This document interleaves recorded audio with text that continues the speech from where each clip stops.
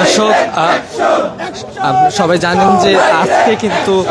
দুপুর 2:30 নাগাদ ইনকিলাব মঞ্চের মুখপাত্র শরীফ ওসমান হাদির উপর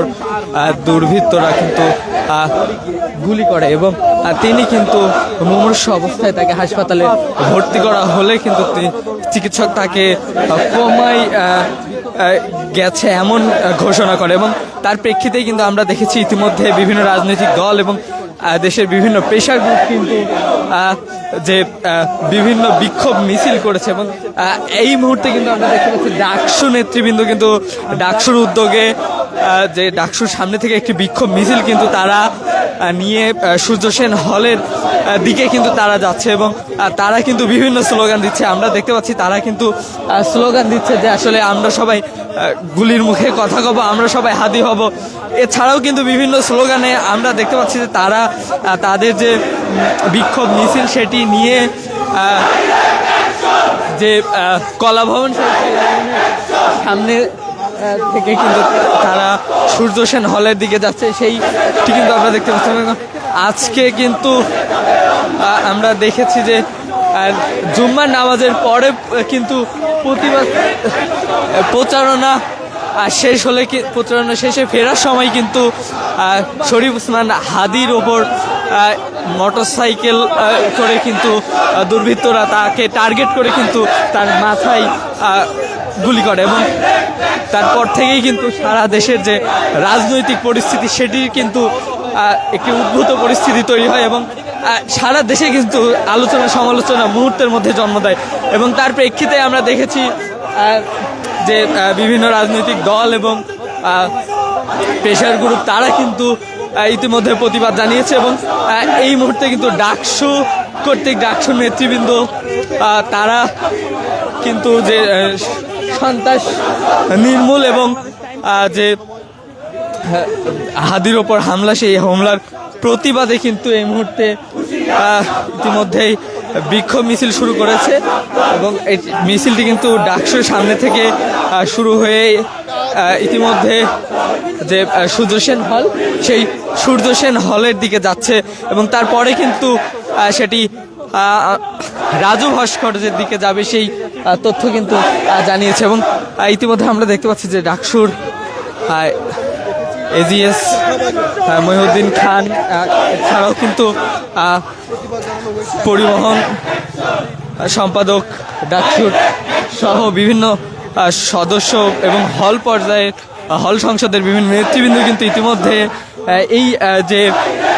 ডাকসু কর্তৃক প্রতিবাদ মিছিল সেখানে অংশ নিয়েছে এবং তারা কিন্তু তাদের যে মিছিল সেটি বিভিন্ন স্লোগানে কিন্তু এগিয়ে নিয়ে যাচ্ছে। দর্শক যেমনটি বলছিলাম যে আজকে কিন্তু দুপুর নাগাদ কিন্তু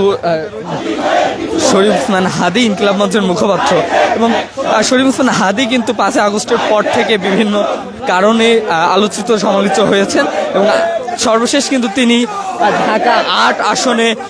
নির্বাচন করবেন এমনটি ঘোষণা দিয়েছিলেন এবং সেই নির্বাচনের প্রচারণা শেষেই কিন্তু ফেরার সময়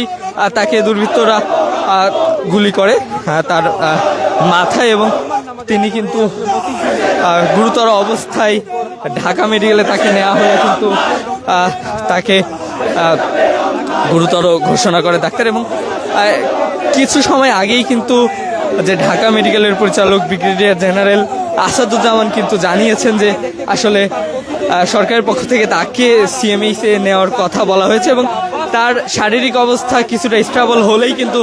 তাকে যে সিএমএইচ অর্থাৎ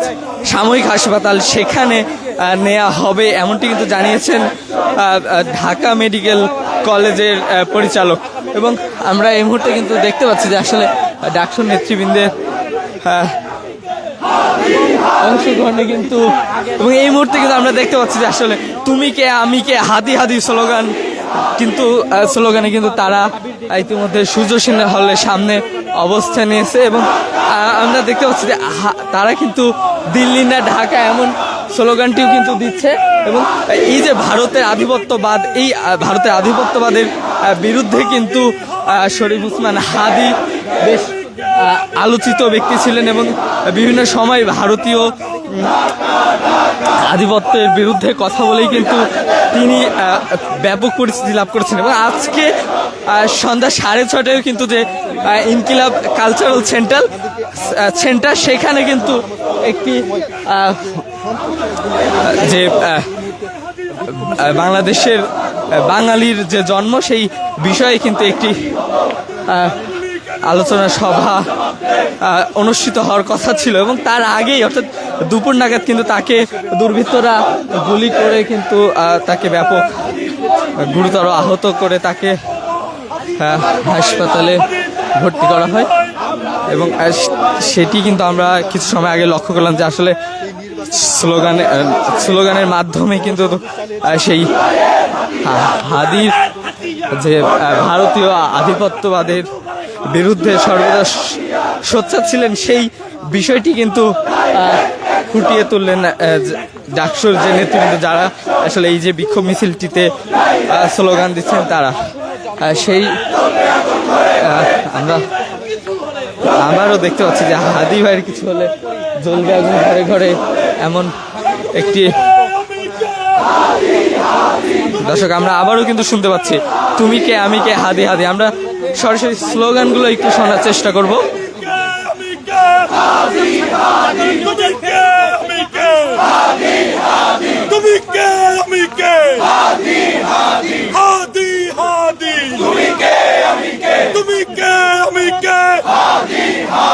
হাদি ভাইয়ের কিছু হলে জ্বলবে আগুন ঘরে ঘরে, জ্বলবে আগুন ঘরে ঘরে।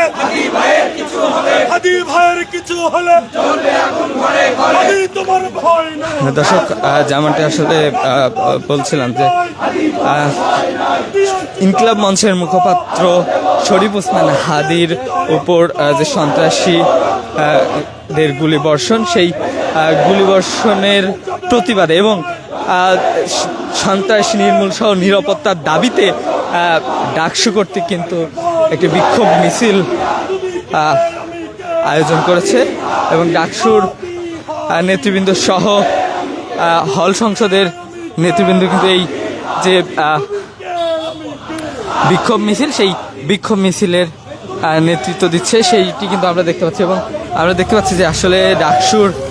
এজিএস মহিউদ্দিন খান এবং পরিবহন সম্পাদক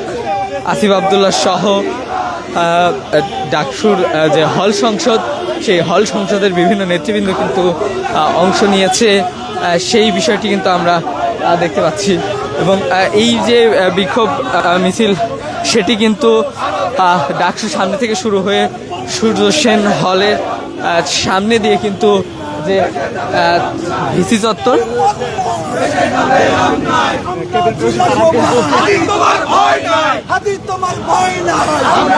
সেই ভিসি চত্বর ঘুরে কিন্তু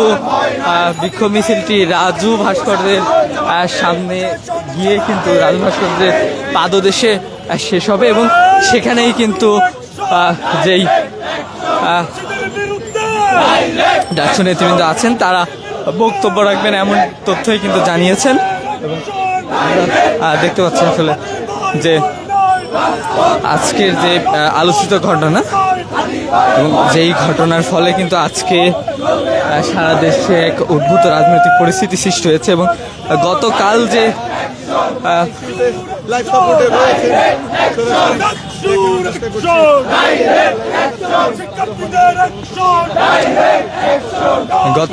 যে নির্বাচনী তফসিল ঘোষণার পরের দিনই আজকে এমন ঘটনা কিন্তু সবার মনে আসলে প্রশ্ন তুলেছে যে সামনের নির্বাচন কেমন হবে এবং এই যে নির্বাচন সেটিকে কেন্দ্র করে আসলে জনমানুষের নিরাপত্তা কি হবে সেই প্রশ্নও কিন্তু উঠেছে। এবং তার প্রেক্ষিতে কিন্তু নিরাপত্তা এবং সন্ত্রাসী নির্মূলের দাবিতেই কিন্তু